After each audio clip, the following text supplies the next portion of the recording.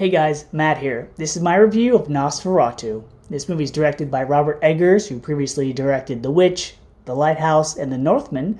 This movie stars Lily Rose Depp, Bill Skarsgård, and Nicholas Hoult. The plot of this movie takes place in Germany in 1838, and Nicholas Hoult plays a real estate agent named Thomas. He is given a contract to visit the mysterious Count Orlok, who wants to relocate to another place in Germany. And so he visits the Count, and what starts out and what seems a simple signing of a deed becomes something a lot darker that becomes to haunt him and those he cares about. Now, for those of you that don't know, the story of NOSFERATU is pretty much the same story as Dracula. When they were originally making NOSFERATU back in the 1920s, there was a rights issue. The director couldn't get the rights to Bram Stoker's story of Dracula, so the names are changed. But it's pretty much beat for beat the same story. Now, going into this movie, my only hope was I was real curious how Count Orlok was going to sound. Because the original movie is silent. There's a movie called Shadow of the Vampire, which is really good, with John Malkovich and Willem Dafoe. But I wasn't aware of the 1970s version of NOSFERATU as well, so I hadn't seen that. But I wasn't sure how Count Orlok was going to sound. For some reason, I thought his voice was going to be loud and shrilly, like a shriek almost. So I was real curious how he was going to sound. Well, I can say, having seen the movie, I was pleasantly surprised with not only how he sounded, but the way this entire movie was done. Here's why. Let me start with the acting in this movie. Lily Rose Depp. Holy crap. What a performance. What a performance. I thought she was just going to give this performance of just a young newlywed who just has, these terrible dreams. But she goes above and beyond in this movie. Not only is she a woman, newlywed, who is scared, but also someone who is haunted by her past. And the things she does emotionally, she hits every range of emotion in this movie. But physically, wow. I'm real curious how many takes certain scenes took to film, because, oh man, she physically and emotionally gives her all in this movie.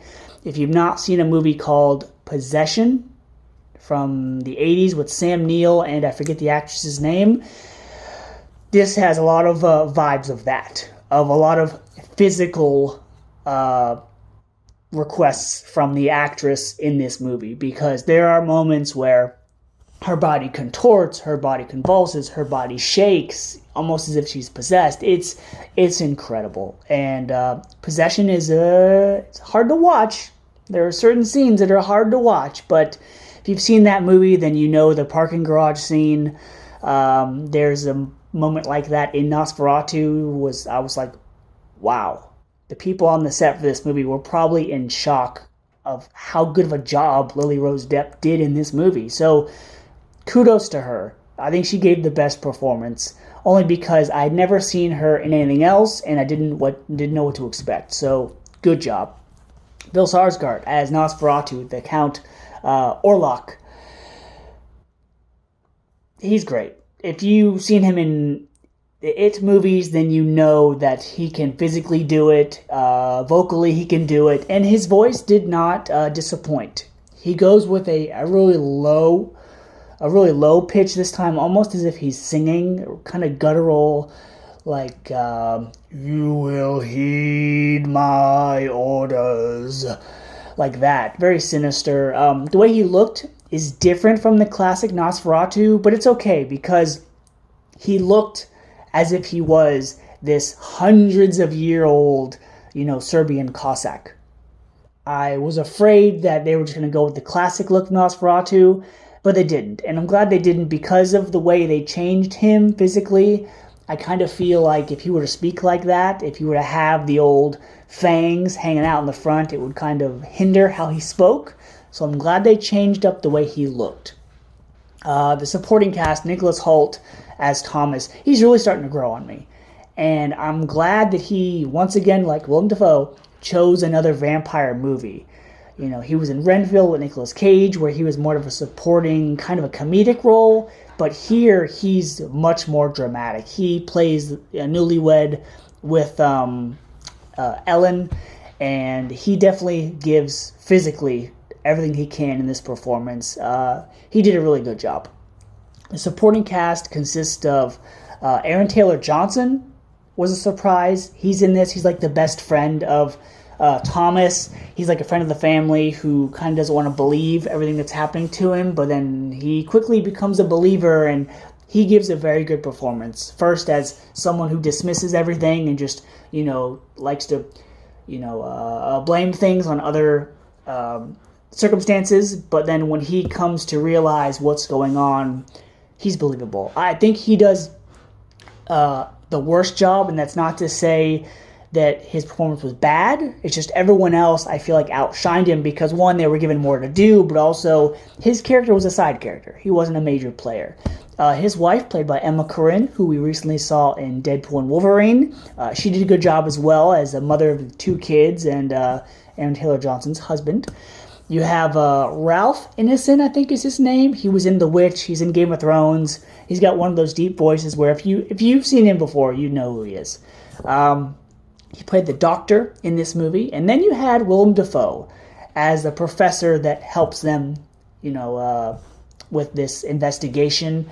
Really good. Willem Dafoe never gives a bad performance, and I'm glad that he's now become, you know, the muse of Robert Eggers because he's in all his movies except for The Witch. So Willem Dafoe is also a welcomed addition to this movie. Now, aside from the acting, I will have to say that this movie is beautiful. Many, many scenes are like a painting, are like a dream almost. And it's funny because there's a lot of scenes where characters they're waking up from something. They're passing out, they're sleeping, they're startled, you know, whatever. They wake up.